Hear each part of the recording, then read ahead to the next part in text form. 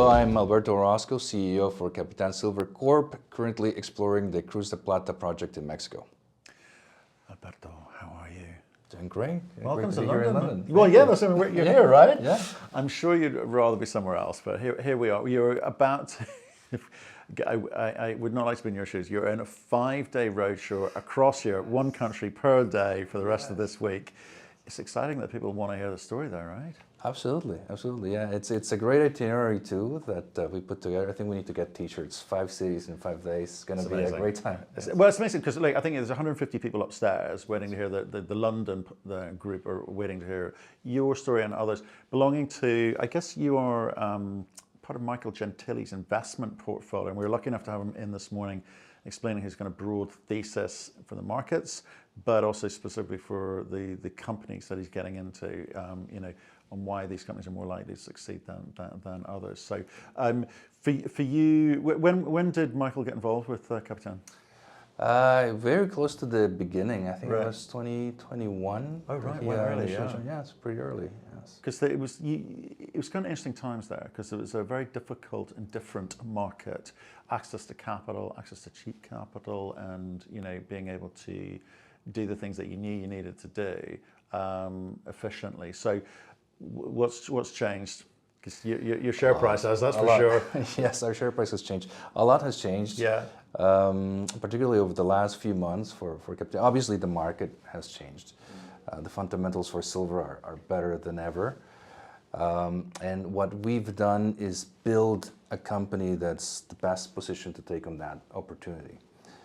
We've been very disciplined with how we build a company in terms of our share structure, but also in how we do the exploration, in also what activities we decide to do, particularly during the tough times. During the tough times, we decided not to drill, and instead consolidate the project, take out some of the royalties that were there, so we're currently contracted to be royalty-free. And in the last few months, we significantly added to the project by increasing the property, putting a new concept on the mineral system that we have. It's grown significantly. We recently announced some of that. And we started drilling again this year, already put out some really exciting results. And yeah, that's why I think our share price has been performing. It's interesting, actually. Difficult markets mean difficult decisions, and not drilling seems the opposite of what exploration companies should do. But it was the right thing to do, wasn't it? It was the right thing to do, yes, yeah. Obviously. When access to capital is hard, I think you want to do what's best for your shareholders in the long term. It's tempting to go and raise money if you can and start drilling, but when the market's not there, I think it was smart of us to just go and do the tough work that we needed to clean up the story to make it more appealing today. So again, all royalties have been either contracted to be removed. We removed one entirely recently. Right. The property needed to be consolidated. It took 2 transactions to get that done. Right. We just announced one in August, but one in 2022. We need to get back to drilling at the right time, and that's the right time we believe is now. Right. Okay. So it sounds like you've been sort of tidying up house.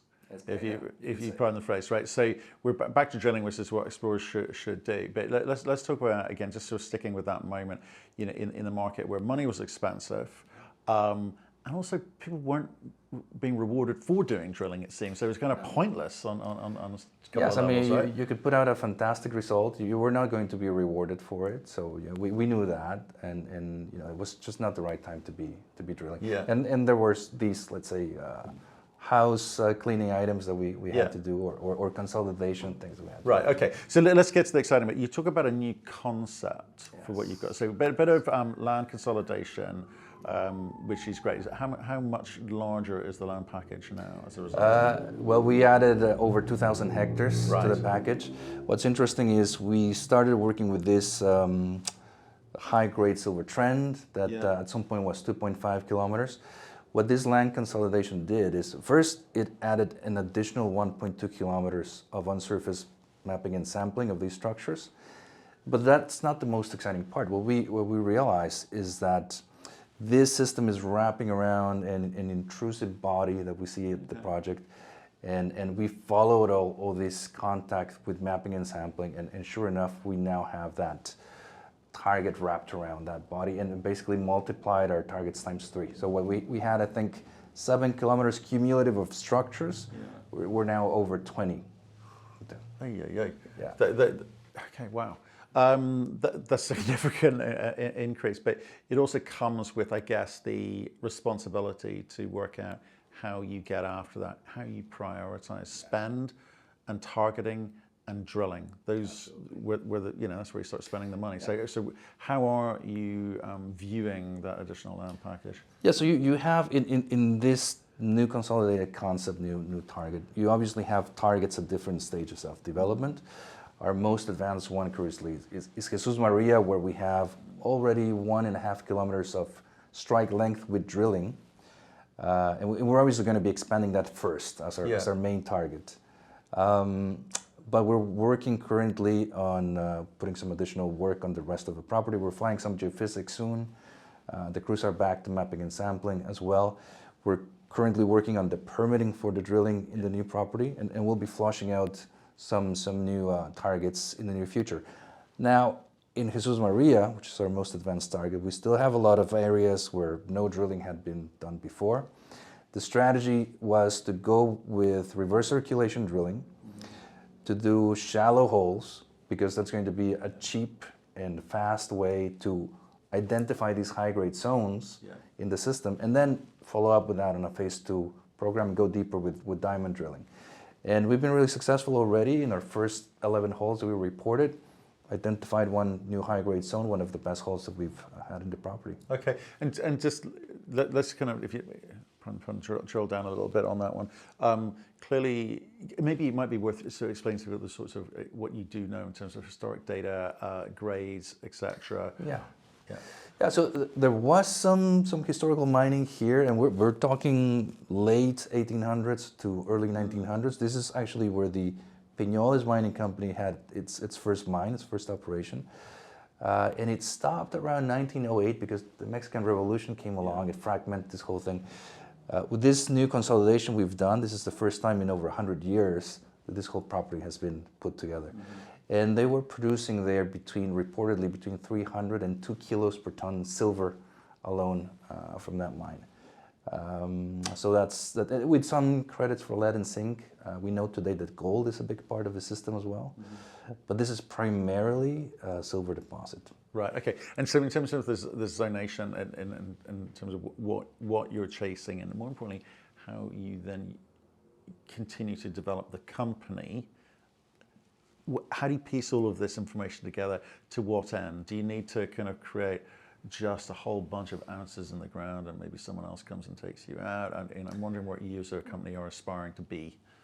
No, well, look, we have an intermediate sulfidation type of system. When you look at these type of deposits, when they work out, they can be company makers, plus billion-dollar opportunities.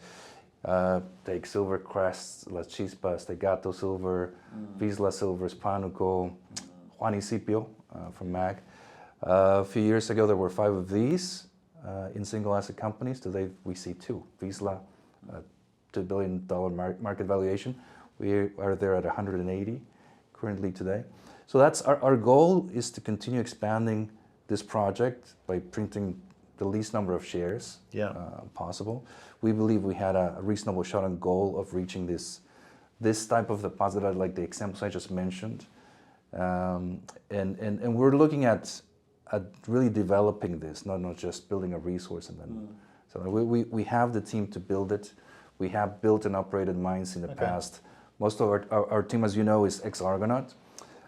We built and we put into production 3 mines on time and on budget. And we got that same team. We recently expanded the team with a couple key hires as well that are more focused on the development aspect of the project. Okay, so you've got a team of builders and that's what you're working towards. So do you think your experience at the time that you did that is relevant to the way that the market's working now? You've seen a bunch of M&A, well priced at that. You've seen people, I say, Vizsla Silver, $2 billion valuation, extraordinary. Is there kind of new cookie cutter approach to doing this, or is it it'll be as it always was, as with your experience with Argonaut? I think you're going to see in the market a lot of things. We're trying to do it differently. I think that's what's different here. We want to really stand out from the rest, be really disciplined in our approach on how we build the company in the share structure, but also being very smart with our exploration, being very cost efficient. I think there's some criticism sometimes because we're doing RC right now. To us, that's the right way to go because it allows us to go really fast. It's and cheap, cost efficiently. it's fast. Yeah, absolutely. Yeah, and we're going to follow up with Diamond, absolutely. Yeah. We know that this project is going to require a lot more drilling. Yeah. But the smart way to do it right now is to spend less money to cover more area. And again, just to explain to people why, because obviously it's shallow, right? It is say, shallow. well, you should be chasing stuff at depth. But what's the picture you're trying to paint with this RC drilling, with this shallow drilling? We're trying to show, so we have these structures mapped and sampled on surface. It's an outcropping system. So if you visit the project, you can stand right on it. Yeah. It comes to surface. But this drill program has the goal of showing that this mineralization is actually there at depth, on the top 150, maybe 200 meters. We're not talking about a kilometer depth deposit that we have to go through 500 meters of barren rock to start hitting something. This still low to get going from surface, outcropping at surface. Yes. That's the key for you. It's a key business feature. Builder. It's a key feature of the project, which allows us to explore this more cheaply and eventually develop it and operate it more cheaply. But I guess what I'm trying to get at is, I've seen a market like this using lots of companies. In fact, the last company in here was talking about you got to take advantage of it. It's got to move kind of quickly into a production phase. We can take advantage of it. Silver creeping up towards $50, right? Why wouldn't you? But you've also got to be sensitive. You've got to be careful and conservative and not trip over your own shoelaces, right? Yeah. We want to take advantage, obviously, of this market, but we want to be very careful. We don't want to... like I said, our goal is to get to this $1 billion valuation by printing the least number of shares possible. And we have to go in stages. We know we have to be aggressive and we have to take advantage of the capital and the market that's there, but we want to be really disciplined in how we do it. Part of it has been not just, the way we financed in the past has been really careful. Our last two financings have been done at a 30% premium to market. We've added a strategic investor in the last three financings. We have no warrants currently, which I think it's an anomaly in the junior resource world. And we have been careful at which times to take money into the company and issue shares. We believe that our shares are more valuable than the cash because of the leverage that they provide to this great project. Right? Yeah. Okay. And we've got to finish on country. Again, you've been in the AMLO era, Scheinbaum era, and great hopes. How's that actually manifesting? Is Mexican mining back? Yes, I'd say so. There's a big difference from AMLO to the Sheinbaum era. You are probably not going to hear a lot about it in the news. It's been subtle, but the proof is in the permitting. Permitting has been advancing. You can see it slowly but surely. If you follow a few stories, you'll see that companies are starting to get their permits. Perhaps it's going to be a while before we get to see any big new permits. I think that we're going to be very careful on how they move. But I do see a difference, and I do see things advancing. So, and that, when you talk about permitting there, we're talking about not just drilling, but we're talking about eventual production. Yes, exactly. Yeah, right, okay. And the difference, again, is legacy conversations about open pit versus underground mining, etc. Again, is if things are done the right way, your expectation is that? I think so. That's what we've been hearing. The president herself has said it in her morning conferences. They want to make sure that companies are doing things responsibly in the right way. And we're convinced that's the way we want to do things anyways. Yeah. So I think it's moving in a good direction.